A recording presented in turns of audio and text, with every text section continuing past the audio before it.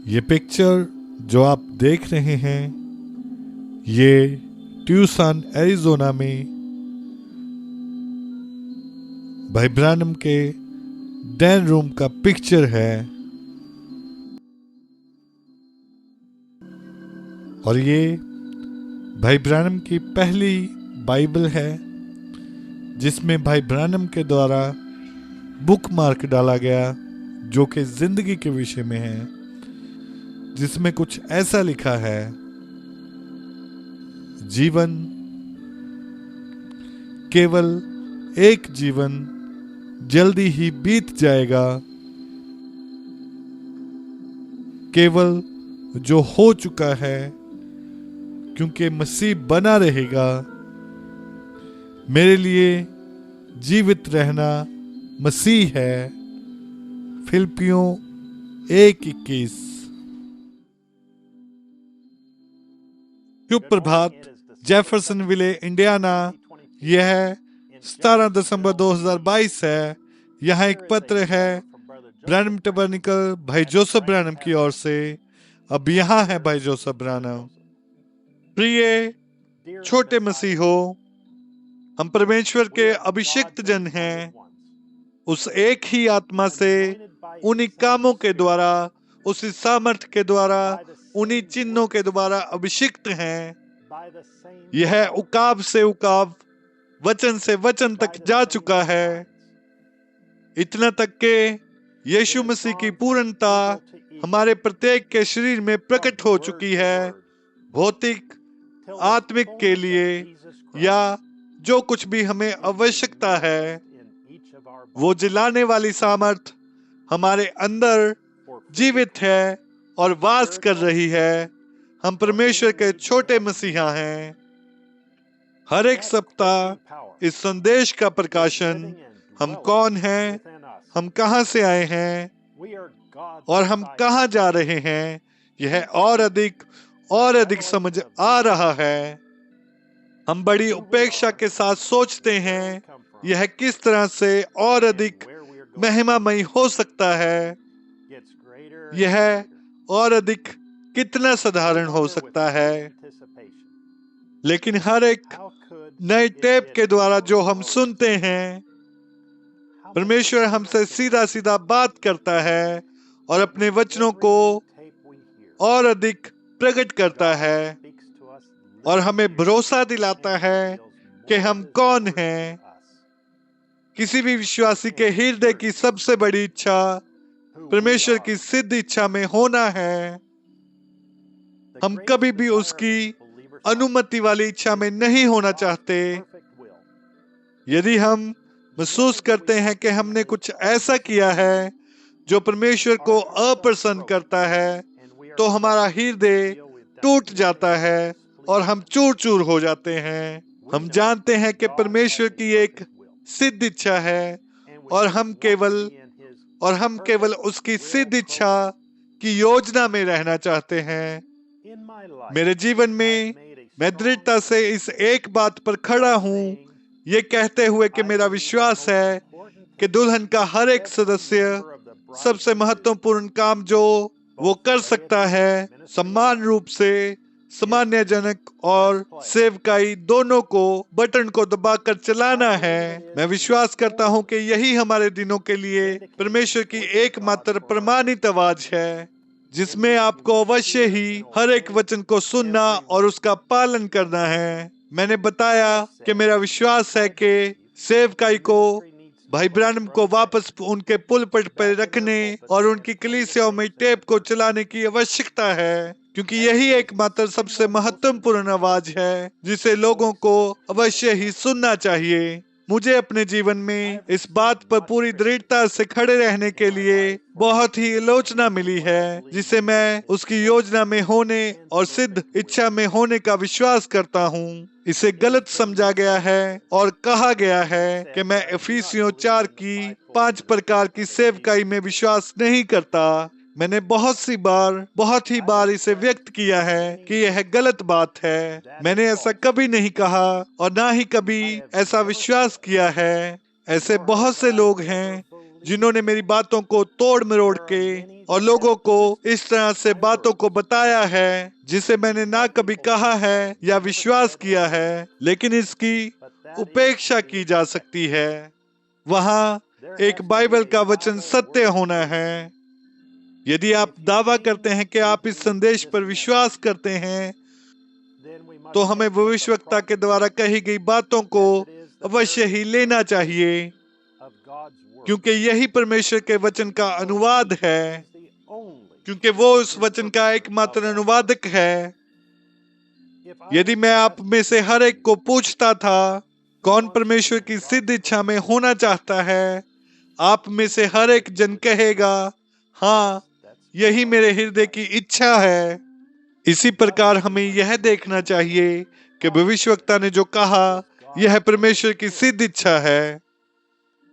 ध्यान दें, यदि टेप पर के संदेश आपका परम सत्य नहीं है और आप हर एक शब्द पर विश्वास नहीं करते हैं, तो इस पत्र को पढ़ना बंद करें।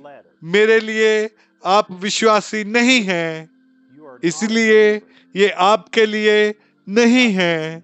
मैं केवल उसी के साथ बने रह सकता हूं जो परमेश्वर ने टेप पर कहा है।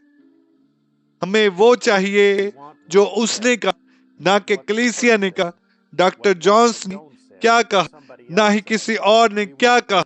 हम वही चाहते हैं जो यहोवा यूं कहता है, ने कहा, जो वचन ने कहा है। हमें अवश्य ही अपने आप को उसकी इच्छा और उसके वचन के अधीन कर देना चाहिए। हमें इस पर सवाल नहीं उठाना चाहिए, हमें बस इस पर विश्वास करना होगा। इसके इर्द गिर्द एक रास्ते को खोजने की कोशिश ना करें। जैसा है इसे वैसे ही ले लो। बहुत से लोग यहाँ वहाँ जाना चाहते हैं और किसी और रास्ते पर जाना चाहते हैं। यदि आप ऐसा करते हैं तो परमेश्वर आपको आशीषित तो करेगा, लेकिन आप उसकी अनुमति की इच्छा में कार्य कर रहे हैं, ना कि उसकी सिद्ध इच्छा में, दिव्य इच्छा में। परमेश्वर आपको कुछ करने की अनुमति देगा और यहाँ तक ऐसा करने पर आशीष भी देगा, लेकिन यह अभी भी उसकी सिद्ध इच्छा नहीं है। परमेश्वर ने अपनी दुल्हन को बाहर बुलाने के लिए अपने सातवें दूत को धरती पर भेजा। हम विश्वास करते हैं कि यह मनुष्य का पुत्र था जो स्वयं को मनुष्य की देह में प्रकट कर रहा था। यह वही परमेश्वर की आवाज है जिसे उसकी दुल्हन के लिए रिकॉर्ड किया गया है और भंडार में इकट्ठा किया गया है। परमेश्वर ने स्वयं अपने भविष्यवक्ता को बताया, यदि तू लोगों को खुद पर विश्वास करने को लगाएगा तो कोई भी बात तेरे मार्ग में खड़ी न रह पाएगी। वह परमेश्वर के द्वारा उसकी दुल्हन की अगुवाई करने के लिए चुना हुआ था। उसके स्थान को कोई भी नहीं ले सकता। इससे कोई फर्क नहीं पड़ता कि कितने कोराह उठ खड़े होते हैं या कितने दातान। यह विलियम मैरियन ब्रानम ही था जिसे परमेश्वर ने अपनी दुल्हन की अगुवाई करने के लिए बुलाया था। यही परमेश्वर की योजना और उसकी सिद्ध इच्छा है। यदि लोग उसकी सिद्ध इच्छा में नहीं चलेंगे तो उसके पास अनुमति देने वाली इच्छा होती है, वो आपको इसमें चलने देगा। अब परमेश्वर भला है, वह अपने वचन को भेजता है। यदि आप उसके वचन पर विश्वास नहीं करते हैं तो वो कलीसिया में 5 अलग अलग कार्य स्थान को रखता है। पहला प्रेरित, भविष्यवक्ता, शिक्षक, प्रचारक, सुसमाचारक। वे कलीसिया को सिद्ध बनाने के लिए हैं। इस प्रकार से सेवकाई को केवल इसीलिए ऊपर लाया गया है क्योंकि सारे युगों में से होते हुए लोग परमेश्वर की सिद्ध इच्छा की योजना को स्वीकार नहीं करेंगे। उसका वचन उसके भविष्यवक्ता के द्वारा बोला गया। हमें केवल पूरी तरह से उस वचन पर विश्वास करना है जो परमेश्वर के भविष्यवक्ता ने बोला। हमें किसी भी और या कुछ भी और की जरूरत नहीं। फिर सेवकाई का काम लोगों को उसकी सिद्ध इच्छा की योजना में वापस लाना है, जो है टेप के साथ बने रहें, क्योंकि यही परमेश्वर की सिद्ध इच्छा है। उसके बाद उस सिद्ध इच्छा की योजना को हमेशा उनके सामने रखें, बटन को दबाकर चलाएं। आपको अवश्य ही वापस आना है और वहीं से आरंभ करें जहां आपने शुरू किया था या जहां आपने छोड़ा था, और परमेश्वर के हर एक वचन को लेना है।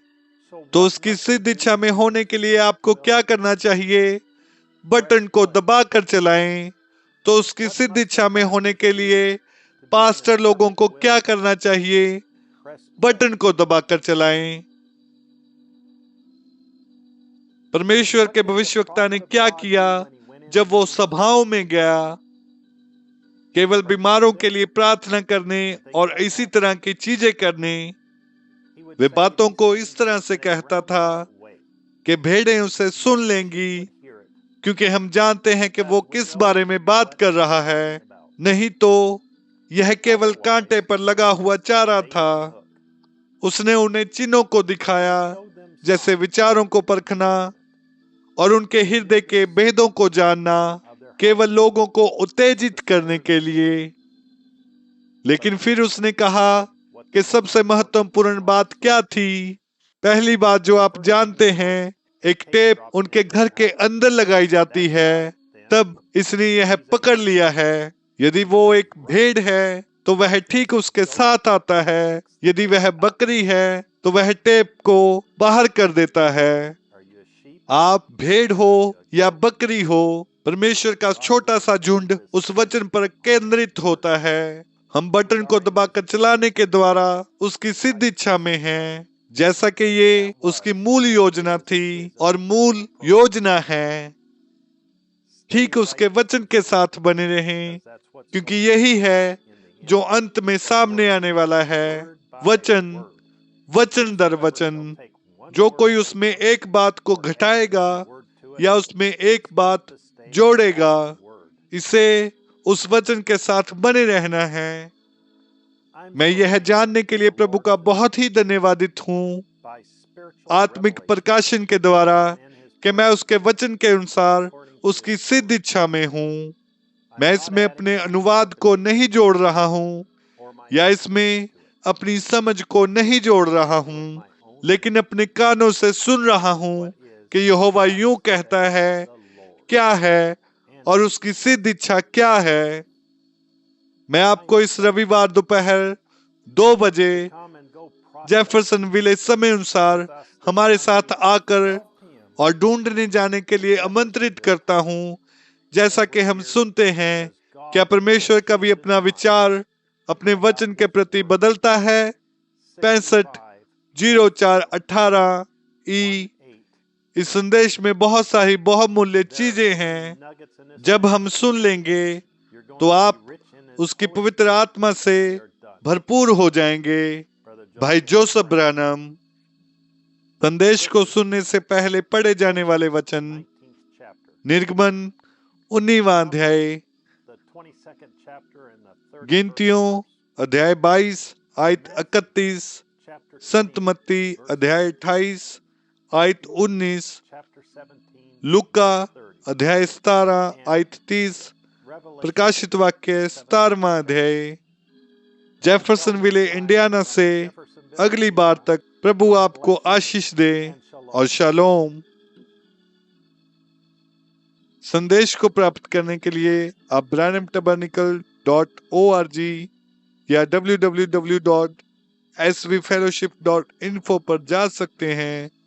अगर कोई आपका सवाल है तो आप bt@branham.org पर ईमेल कर सकते हैं।